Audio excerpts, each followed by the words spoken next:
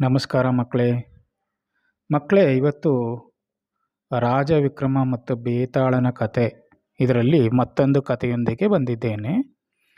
ಕಥೆಯ ಹೆಸರು ಜ್ಞಾನಿ ಮತ್ತು ಮೂರ್ಖ.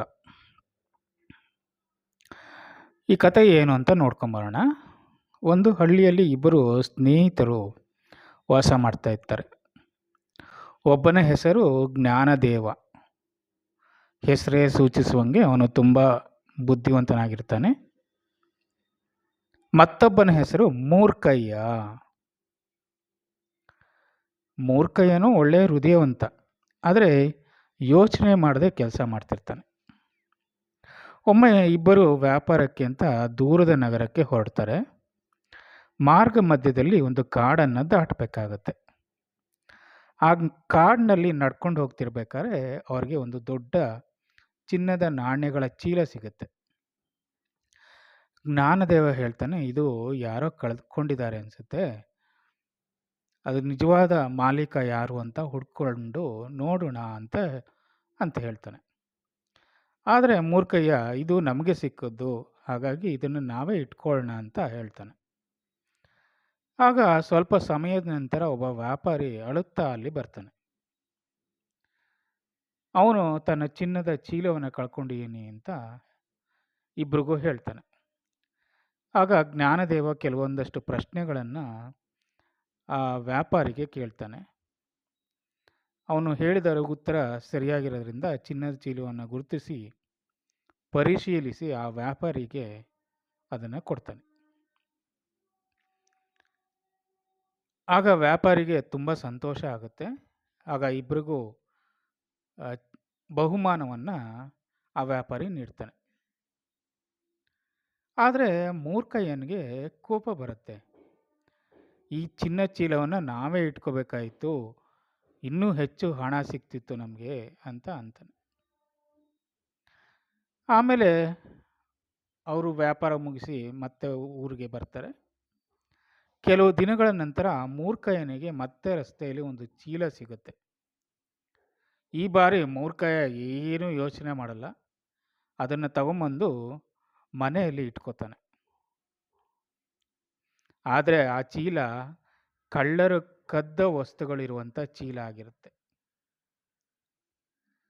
ಆಗ ರಾಜ್ಯದ ಸೈನಿಕರು ಈ ಕಳ್ತನದ ಬಗ್ಗೆ ಸುಳಿವು ಸಿಕ್ಕಿ ಎಲ್ಲರ ಮನೇನೂ ಹುಡುಕ್ತಿದ್ದಂಗೆ ಈ ಮೂರ್ಖಯ್ಯನ ಮನೆಗೂ ಬಂದು ಸೈನಿಕರು ತನಿಖೆ ಮಾಡ್ತಾರೆ.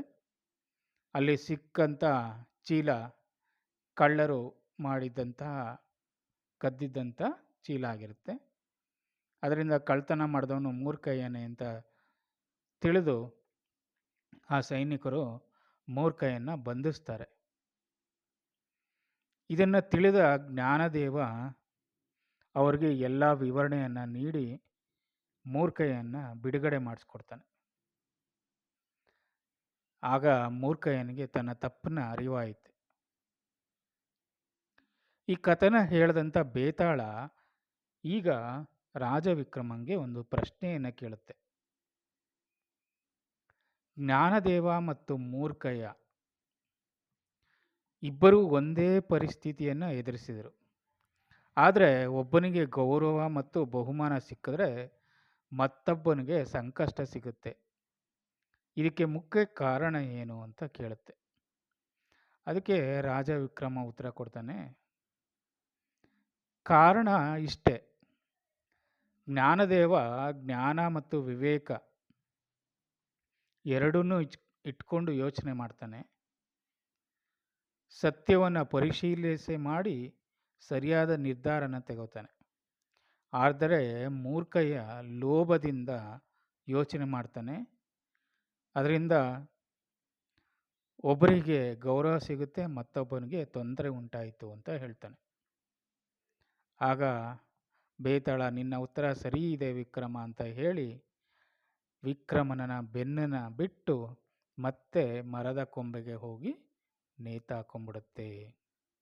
ಮಕ್ಕಳೇ, ಈ ಕಥೆಯ ನೀತಿ, ಜ್ಞಾನವು ಸರಿಯಾದ ದಾರಿಯನ್ನು ತೋರಿಸುತ್ತೆ, ಆದರೆ ಮೂರ್ಖತನ ಸಂಕಷ್ಟಕ್ಕೆ ಕಾರಣ ಆಗುತ್ತೆ. ಮೂರ್ಖಯ್ಯ ಯಾವುದನ್ನೂ ಯೋಚನೆ ಮಾಡದೆ, ಯಾರ ಚೀಲ ಏನು ಅಂತ ಹೇಳ್ದೆ ಅದನ್ನು ತಂದು ಮನೇಲಿ ಇಟ್ಕೊಂಡ್ಬಿಡ್ತಾನೆ. ಅದರಿಂದ ಅವನು ಸಂಕಷ್ಟಕ್ಕೆ ಗುರಿ ಆಗ್ತಾನೆ. ಆದರೆ ಜ್ಞಾನದೇವ ಏನು ಮಾಡ್ತಾನೆ, ಆ ಚೀಲ ಯಾರ್ದೋ ಕಳ್ಕೊಂಡಿದ್ದಾರೆ ಅಂತ ಹೇಳಿ ಅವನು ಬರೋ ತನಕ ಕಾದು ಆ ವ್ಯಾಪಾರಿಗೆ ವಾಪಸ್ ಕೊಟ್ಟು ಗೌರವ ಮತ್ತು ಬಹುಮಾನ ಎರಡನ್ನೂ ಪಡಿತಾನೆ. ಆದ್ದರಿಂದ ಮಕ್ಕಳೇ, ನೀವು ಅಷ್ಟೇ ಜೀವನದಲ್ಲಿ ಯಾವತ್ತೂ ಜ್ಞಾನದೇವಂತರ ಜ್ಞಾನಿ ಅಂದರೆ ನಿಮ್ಮ ಒಂದು ವಿವೇಚನೆ, ಜ್ಞಾನ ಅದನ್ನು ಬಳಸಿ ನಿಮ್ಮ ಜೀವನವನ್ನು ನಡೆಸಿ.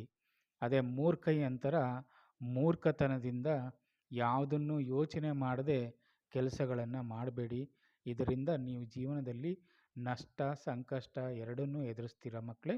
ಇದನ್ನು ನೀವು ಯಾವಾಗಲೂ ಜ್ಞಾಪಕ ಇಟ್ಕೊಳ್ಳಿ. ಎಲ್ಲರಿಗೂ ಒಳ್ಳೆಯದಾಗಲಿ.